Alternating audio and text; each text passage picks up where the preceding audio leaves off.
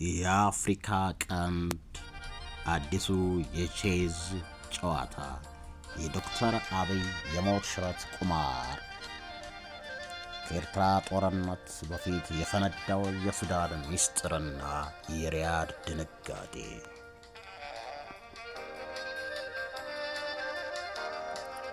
የዲፕሎማሲዋ መዲና አዲስ አበባ በዚህ ሳምንት የዓለም አቀፍ ፖለቲካ እምብርት ብቻ ሳትሆን የአፍሪካ ቀንድን ለውጥ አውሎ ነፋስ የምታስተናግድበት ወሳኝ ምዕራፍ ላይ ትገኛለች። ቦሌ ዓለም አቀፍ አውሮፕላን ማረፊያ የሀያላን አገራት መሪዎችንና መልእክተኞችን እያፈራረቀ ሲያስተናግድ፣ በቤተ መንግስቱ አዳራሾች የሚደረጉት የውይይት አጀንዳዎች ግን ከወትሮው የተለዩ እጅግ በጣም ሚስጥር የተያዙና የቀጠናውን የሰላምና የጦርነት ዕጣ ፈንታ የሚወስኑ መሆናቸው ግልጽ እየሆነ መጥተዋል። የዚህ ድራማ ቁልፍ ተዋናይ የሆኑት የሳውዲ አረቢያው የውጭ ጉዳይ ሚኒስትር ልዑል ፋይሰል ቢን ፋርሃን ዛሬ ረቡዕ የካቲት 4 ቀን 2018 አዲስ አበባ በመግባታቸው እንዲሁም የቱርኩ ፕሬዝዳንት ሬሲፕ ታይብ ኤርዶጋን ሻንጣቸውን ጠቅልለው ለጉብኝት ይመጣሉ ተብሎ መነገሩ በአፍሪካ ቀንድ ሰማይ ላይ ያንዣበበው የጦርነት ደመና ምን ያህል እንደጠቆረ የሚያመለክት ነው።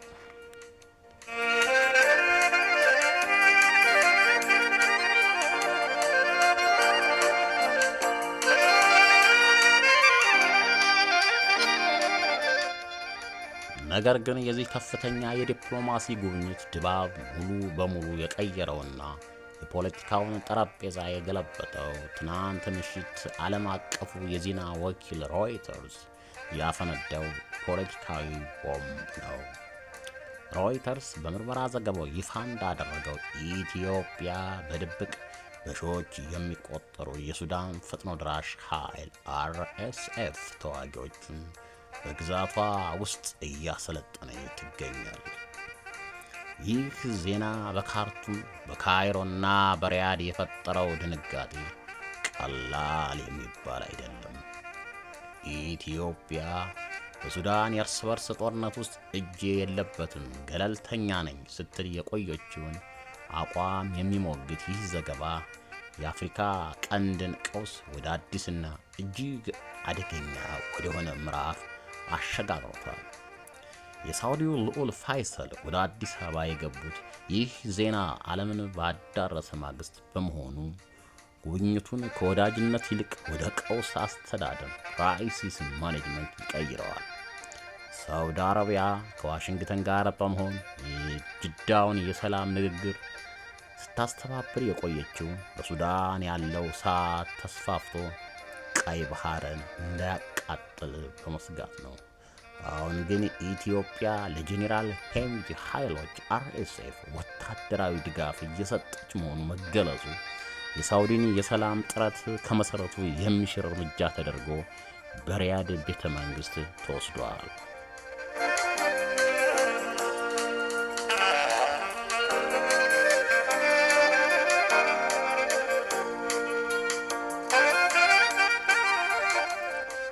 ይህ ጉዳይ በቀጥታ ከሪያድና ከአቡ ዳቢ የተባበሩት አረብ ኤሚሬቶች የጥቅም ፉክክር ጋር በእጅጉ ይተሳሰራል።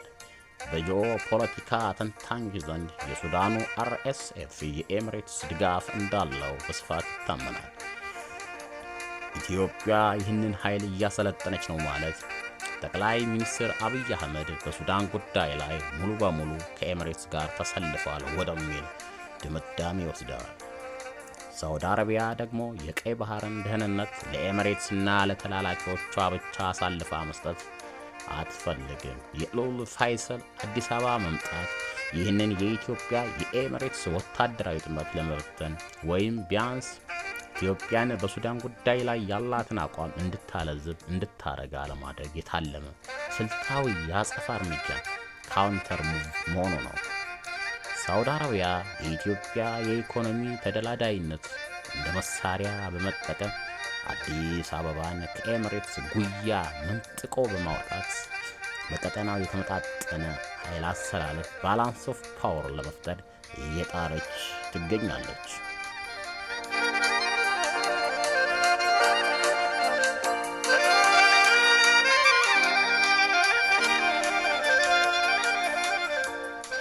ነገሩን ይበልጥ ውስብስብ፣ አስፈሪና ጊዜ የማይሰጠው የሚያደርገው ደግሞ ይህ የሮይተርስ ዜና በተሰማበት ቅጽበት የኢትዮጵያ መከላከያ ሰራዊት በገፍ ወደ ሰሜን ግንባር እንደ ዝሆን መንጋ እየተመመ መሆኑ ነው።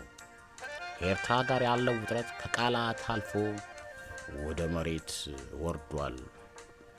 ፕሬዝዳንት ኢሳያስ አፈወርቂ ከግብፅና ከሱዳን ጦር ኤስኤፍ ጋር የፈጠሩት ጥምረት ኢትዮጵያን የመክበብ ኢንሰርክልመንት ስትራቴጂ ነው። ጠቅላይ ሚኒስትር አብይ የሱዳንን አርኤስ እያሰለጠኑ የሚባለው ይህ የኤርትራ ግብፅ ሱዳን ጥምረት ለመስበርና በሱዳን በኩል ለኢትዮጵያ ወዳጅ የሆነ ኃይል ለመፍጠር የተደረገ የመዳን ሙከራ ሰርቫይቫል ስትራቴጂ ሊሆን ይችላል። ኢትዮጵያ በሰሜን ከኤርትራ ጋር ጦርነት ሊገጥማት በምዕራብ በኩል ማለትም በሱዳን ድንበር በግልጽ የሚተባበራትና ጀርባዋን የሚጠብቅላት ኃይል እጅግ ያስፈልጋታል። የሮይተርስ ዘገባ እንደሚያመለክተው አዲስ አበባ ይህንን ካርድ ለመጠቀም የወሰነች ይመስላል። በዚህ ሁሉ የጦርነት ውጥረት ውስጥ የቱርኩ ፕሬዝዳንት ኤርዶጋንና የሳውዲው ልዑል ወደ አዲስ አበባ የሚጠሙት እሳቱ ከመስፋፋቱ በፊት ለማጥፋት ነው። ቱርክ ለኢትዮጵያ ድሮን የምታቀርብ፣ ለሶማሊያ ደግሞ የባህር ኃይል ጥበቃ የምታደርግ ባለ ሁለት ቢላዋ ተጫዋች፣ ሳውዲ ደግሞ የቀይ ባህር ፕሮጀክቷን ቪዥን 2030 ለመታደግ ትባዝናለች። ኢትዮጵያ በሱዳን ጦርነት ውስጥ እጇን ማስገባቷ ከተረጋገጠና በሰሜን በኩል ከኤርትራ ጋር ያለው ጦርነት ከፈነዳ ቀይ ባህር የመተላለፊያ መስመር ሆኖ ቀርቶ የጦር ቶን፣ የጦር አውድማ፣ የጦር እሳተ ገሞራ መሆኑ አይቀርም።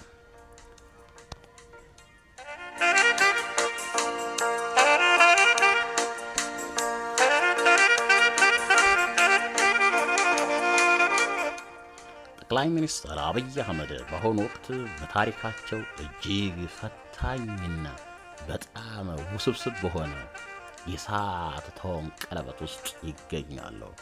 ከሰሜን በኩል የኤርትራና የግብፅ ወታደራዊ ጥላ ሲያጠላባቸው፣ በምዕራብ በኩል ደግሞ የሱዳን ጦርነት እሳቱ እንዳይለበልባቸው የሚወስዱት የአርኤስኤፍ ካርድ በዓለም አቀፍ ደረጃ መልሶ አጋልጧቸዋል። በአንድ እጃቸው የሳውዲንና የቱርክን ዲፕሎማሲያዊና ኢኮኖሚያዊ ድጋፍ ለመያዝ እየታገሉ፣ በሌላ በኩል ደግሞ ለህልውናቸው ወሳኝ የሆነውን የኤሚሬትስን ወታደራዊ ወዳጅነት ላለማጣት የሚራመዱበት መንገድ እጅግ አደገኛ የሆነ የገመድ ላይ እሳት ጉዞ ሆኖባቸዋል። አሁን ላይ ጠቅላይ ሚኒስትሩ የከበባቸውን የጠላት ቀለበት ለመበጠስ የሚወረውሩት እያንዳንዱ የፖለቲካና የወታደራዊ ቁማር የኢትዮጵያን ወደ ታላቅ ኃያልነት፣ የቀጠናው የበላይነት የማሸጋገር ወይም ወደማይወጣበት አዘቅት መቀመቅ የመክተት የሞት ሽረት ውሳኔ የሚጠይቅ ሆኗል።